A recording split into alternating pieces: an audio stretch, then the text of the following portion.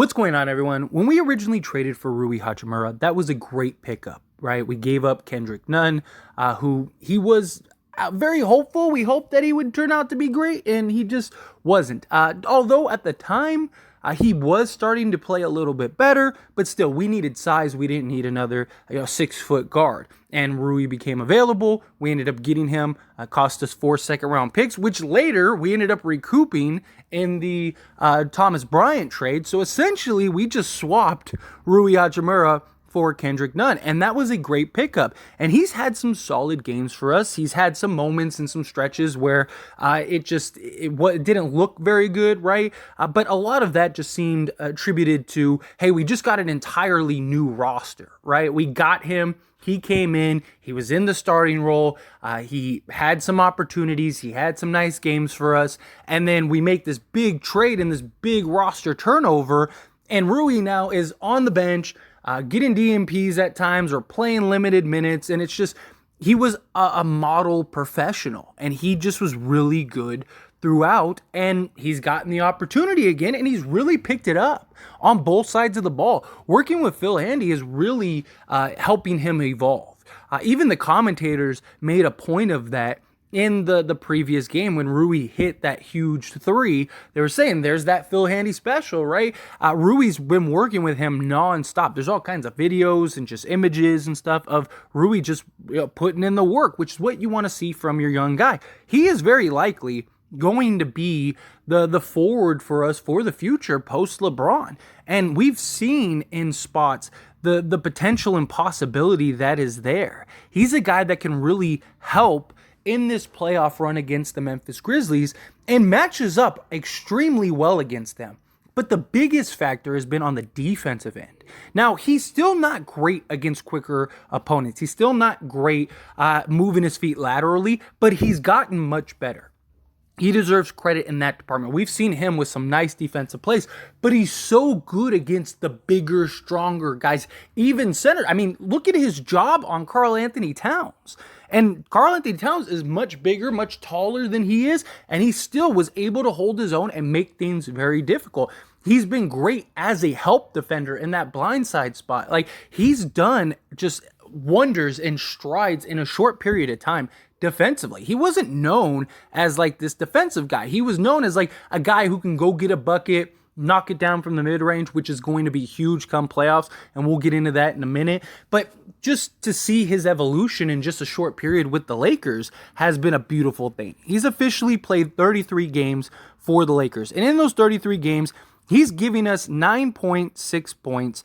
He's giving us about 5 rebounds, an assist, a steal, and a block. And he's had his moments. He was averaging around 13 a game from us. But again, he had those stretches where he was hardly playing at times. So he had a lot of games where he had like 2 points and stuff. And it wasn't that he just wasn't putting in the work. It's just he wasn't getting the shots. He needs He needs shots. Even LeBron said he's a rhythm guy.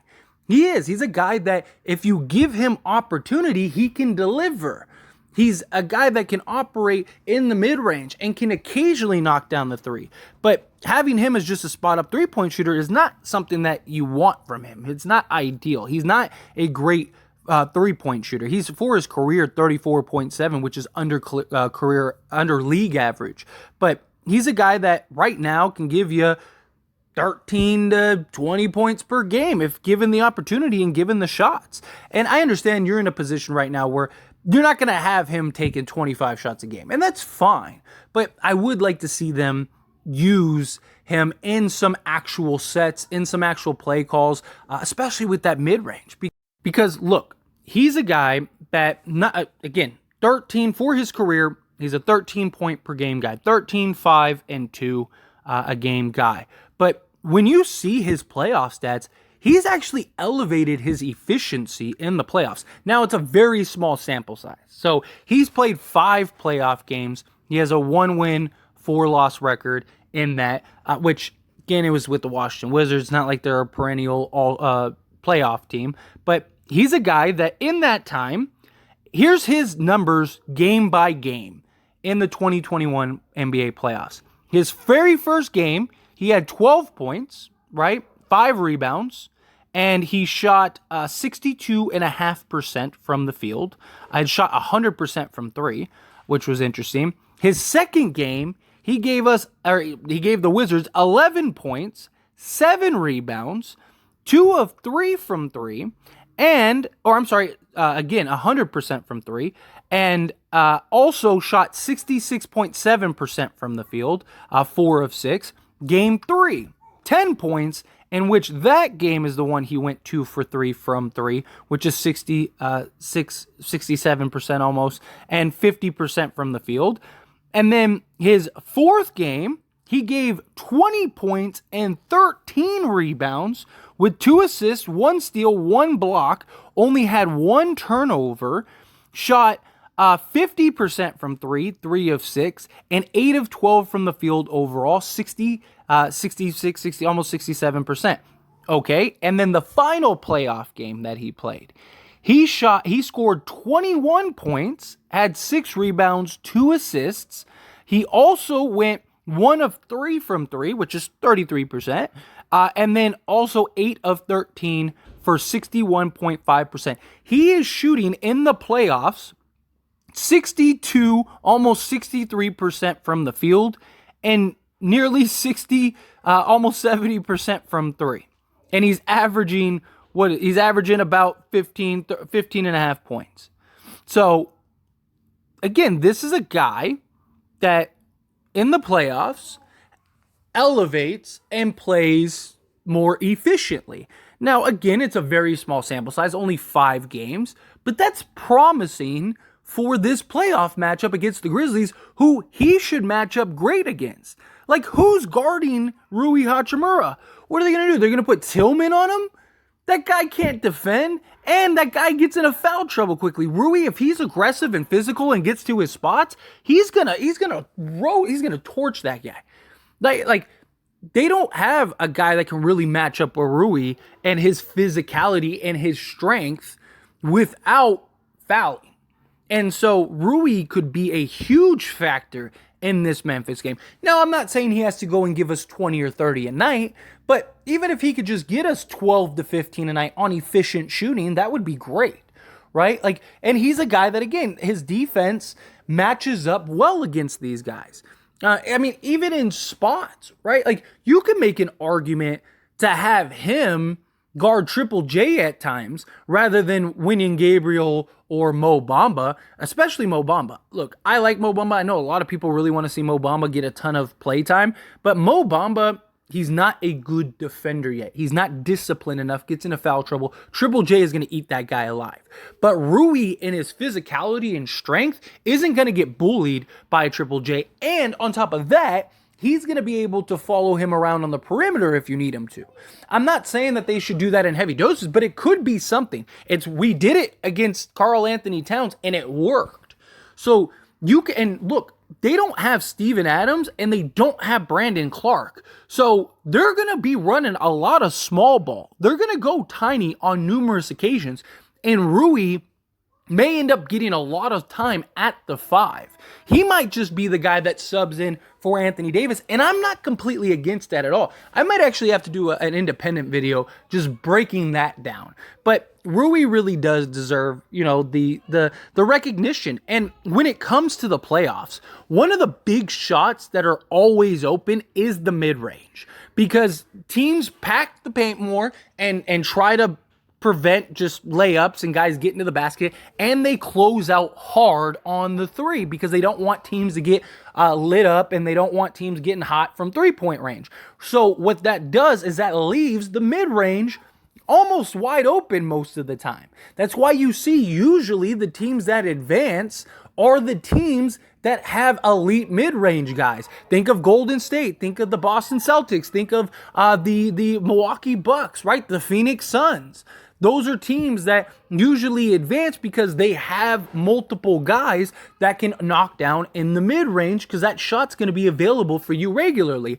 The Lakers have an abundance of those. Austin Reeves, LeBron James, Anthony Davis, Rui Hachimura, D'Angelo Russell, even Malik Beasley can knock down the mid-range, right? You have several guys on this team that can really I mean, we could live in that mid-range to the basket and just dominated the paint area in like that 15-foot range, and you're going to win a lot of games. But Rui and his size and his ability and strength to get to his spots and then elevate and knock down the mid-range, I think is going to be very crucial, very impactful, very important for this matchup, specifically against the Grizzlies. Now, if we end up playing the Golden State Warriors, same thing. I actually think he's going to be a huge factor against the Warriors. And again, you can make an argument for him to play center against, your Kevon Looney or, your Draymond Green in spots, because they don't have a center. So Rui could be a real factor going forward, and we may see heavy minutes of him at center, which I'm not against. He's proven he can do that. He's proven on numerous occasions he can do that, and he's proven he can guard bigger guys. Now, if the Memphis Grizzlies had like Steven Adams, I don't want him having to go up against Steven Adams. But somebody like a Triple J, or if they're playing Tillman at the 5, something like that, yeah, Rui, absolutely. I would put Rui. I would trust Rui over Winion, guys like that, just because also Rui becomes an offensive threat and actually becomes a weapon that you can utilize. And look, LeBron has spoken very highly of Rui the last couple days, right? Or last week or so. We've heard several reports of LeBron talking about how he's a rhythm guy, how he's, a modern professional. He's a guy, hard worker, all this. I don't think that that's by coincidence. This is LeBron James. LeBron James is very tactical on the way that he says things, especially come the playoff times. Yes, it's his teammate. He's going to hype his teammate up and stuff like that. But I think LeBron knows the same thing that most people know that understand the playoff basketball and the X's and O's and understand that the mid-range is very important. I think LeBron's looking at Rui and going, he could be our X factor. He could be the guy that actually wins us some of these series coming up, especially against the Grizzlies, if we play the Warriors. And then if you end up playing, say, the Phoenix Suns, again, he's a favorable matchup. Who's guarding him in the Suns series? Right? So that's the thing where, at least, Denver, they have sizable guys that can guard him. Even the Clippers, they have several guys that can guard him just with length and size. They have a full team of wings, right? So there are some of those teams. But, if our path is the Grizzlies, the Warriors, and the Suns, Rui may absolutely be the difference between us winning and losing those series, and he may end up being a guy that gets us 20 a game, because none of those teams have a guy that can match up to Rui Hachimura. I mean, look, the Warriors have Draymond and Looney and stuff like that, but are they going to put those guys on Rui while LeBron and AD are on the court? Who's going to, what do you do? And okay, let's say the Warriors series, because Warriors probably match up better than the Grizzlies do, right? You could put Wiggins on LeBron, you could put Looney on Davis, and you could put Draymond on Rui. That's a mismatch in every spot. Rui can match up strength and size wise with Draymond, and he's a better offensive threat and can just put in work on Draymond and frustrate him. Kevon Looney isn't guarding Anthony Davis. And Andrew Wiggins is a great defender, but he's not stopping LeBron James. That's a mismatch at all three spots. I love that. So Rui Hachimura, I think, may arguably be the most important piece going forward for this playoff run. I do. The more that I talk about it, the more I need to touch on him maybe playing center, because I really do. I want to dedicate a video about that and really break it down from a standpoint, because it makes a lot of sense the more that I think about it and the more that discuss it in these videos, which is why I love doing these videos, right? It kind of continues to spark and gets the fuel going. But staying on track is that Rui's just the guy that I think could be a big factor. Obviously, D'Lo, Reeves, Schroeder, those guys are going to be huge importance. Malik Beasley, if he can get going and start knocking down the three ball, that's going to be of huge importance. Absolutely no problem. And then, Vando, his defense and his ability to defend, that's going to be a huge factor. But I just think Rui, based on the team that the Memphis Grizzlies are, and the fact that he's not afraid of the moment in the playoffs, I think is massive and is going to be a real factor. But anyway, as always, this is a discussion, so I pass the question on you. Let me know your thoughts and opinions down in the comments below. What do you think? Do you think that yes, Rui is going to be the key piece? Do you think that he's going to be a huge factor, or what? However you feel, whatever your thoughts, I'd love to hear it. Let me know down in the comments below.